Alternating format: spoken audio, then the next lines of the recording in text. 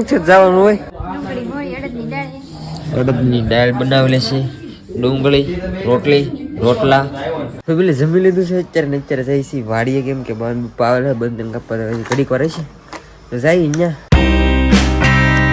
કારખાનાથી કઈ જાજુ આગું નથી, બસ ગામમાં જ છે. રત્નેશ્વર વાળા રસ્તે જ છે અમારી વાડી. આ રસ્તો રત્નેશ્વર જાય ને. અત્યારે તો આમાં કઈ પીત જ નહીં હોય, કેમ કે પાણી ન હોય ખાલી સોમાં જ થાય. આ તો બંધન એવું વાસ નહીં રહે. હમણાં બપોર સુધી આવશે, આગળ જ પા આવીએ જાય.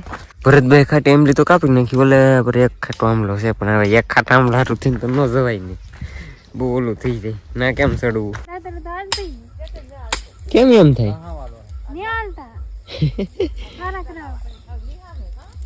આશુબેન લાગી જશે બંધન કાપવા ને, એટલા બંધન કાપ્યા છે બાઈ ને. હીરા નતા ગવાય ને બંધન કાપવા.